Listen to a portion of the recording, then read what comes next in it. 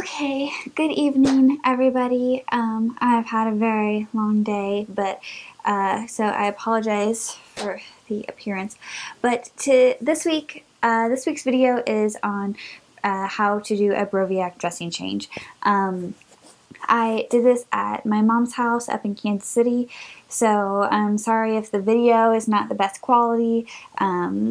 But just to give you a little information before we get started, we do her Broviac dressing changes once a week. If nothing goes wrong, of course. We also do a bath, a full-on in-the-tub bath before we do a dressing change. And we also do that once a week. And this is not the right way. This is not the wrong way. This is just how we do it. If you have something better or a different idea, please leave it in the comment box below. I would love to hear it. This is just what works for us. So without further ado, here is how I do a Broviac dressing change. So right here is the supplies you will need. The ethanol lock, the saline syringe, the cap, parafilm, alcohol swab, all that stuff. And this is the ethanol lock. We put this into her catheter instead of heparin. It's 98% ethanol, and it is 0.5 mils.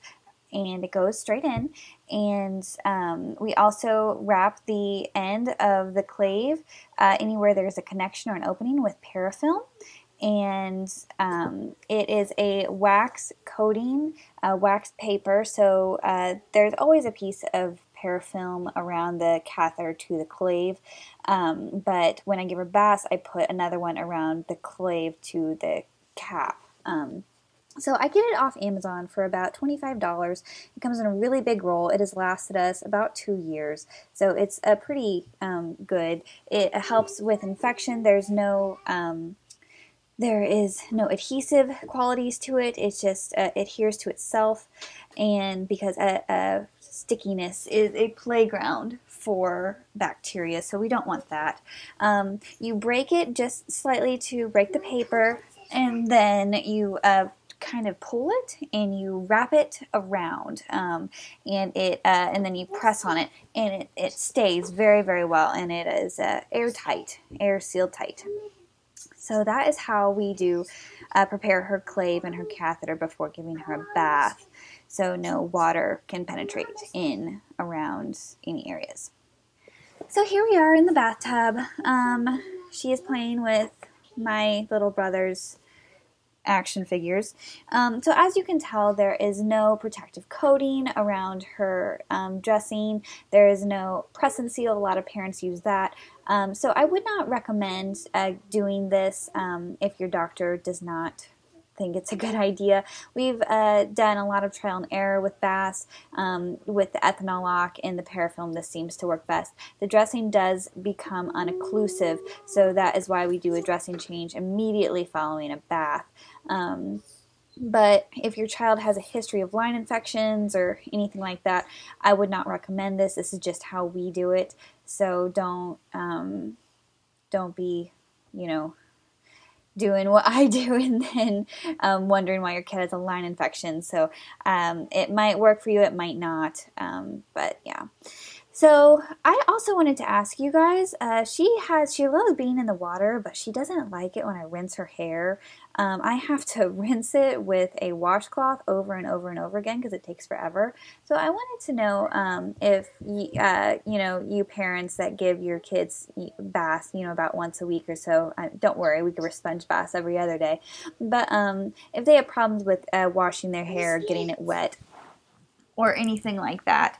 So just leave down in the comment box below if your child also has problems with that. I would like to know. Okay, so here we're at the Broviac dressing change, and right now what I'm doing is I have a mask on, Myra has a mask on, and my hands are clean, but I do not have gloves on. A lot of people will use gloves. I just don't for this part. I am because I find that the tape sticks to my gloves, and then I just have a bigger problem than I began with. So I'm just gently and very patiently taking off the tape. Her skin is very sensitive and raw, so if you do it too quickly, it will cause some issues, make the child very uncomfortable. So I kind of push down in the opposite direction I'm pulling, just so it doesn't pull the skin so much. And also when I pull the tape off, I pull it towards me instead of up, and that kind of releases it a little better than pulling straight off the skin, because her skin is raw and is not used to, you know, the natural elements of the world, so it is very, very sensitive. After I pulled all that off, you can see her skin is very red. Sorry for the baby nudity. But so I just lay the catheter down, and now I am sanitizing my hands. You rub and rub and rub until the sanitizer is completely gone. Make sure it is not wet at all. And then I get into the Broviac, the sterile Broviac dressing changing kit, and I pull out the mask. Well, I guess I didn't have the mask on. Well, I'm pulling out the mask now and placing that on myself. And I would suggest having your hair pulled back for this. I should have had it pulled back. Don't know why I didn't. And then I will sanitize my hands again, because I just touched my hair and my face. Again, rubbing them until they're completely dry. And then I will go ahead and get the sterile gloves. Now, sterile gloves, if you have really large hands, like if you're a dad and doing this, I would suggest ordering a larger size for yourself separately from the kit. My husband has to do that. But the sterile gloves are folded in a way that you don't have to touch the outside. You're touching the inside, so they remain sterile. So that is what I'm doing right here. And then I will continue to get all the sterile supplies out of the bag with my sterile gloves on, and placing them on a sterile napkin or sterile this paper sheet thing. So that is what I'm getting at right now, is that napkin. And once I have all my sterile supplies out, I can touch everything as long as it, you know, is sterile. I pick up the catheter with one hand, with my left hand, and that remains unsterile. I do not touch anything with that hand. And then I use betadine. She's allergic to chlorhexidine, so I use betadine. It comes with 3 swabs in each pack.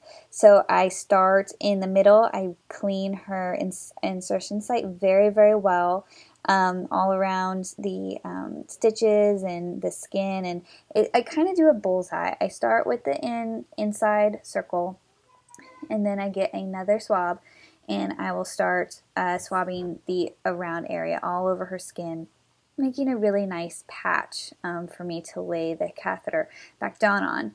And then I will get the third swab and clean the catheter itself. Some people don't do this. I like to do it. I'm just, you know, rather be safe than sorry, kind of a clean freak.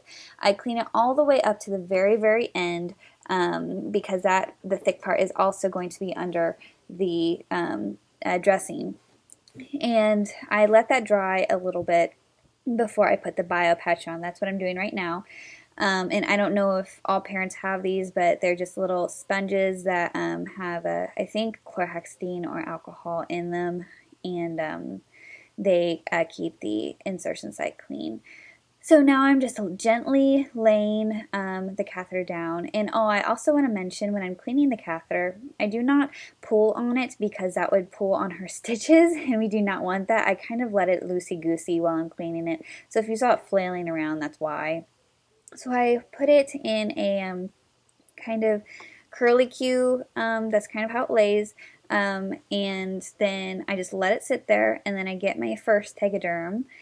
And now both of my hands are not sterile, and I'm pushing, making sure it stays very, very occlusive, and not touching the part of the catheter that is still out. It takes 2 Tegaderms to cover all of her line, because she has had so many repairs on it. She needs a new line, honestly. But so I'm doing that, making sure not to touch that other part of the line, getting my second Tegaderm, placing that, my camera died, so now I'm using my husband's iPhone, but I placed Tegaderm, and I also placed steri strips. I put them in a Y motion, crisscrossed them, and then I got a second steri strip and put that over the first one, just across. Taking her mask off, and then the parafilm that I had on while she took a bath, I am taking that off because even though it kept it from getting water inside, it is now wet, and we do not want that wet parafilm just sitting on her.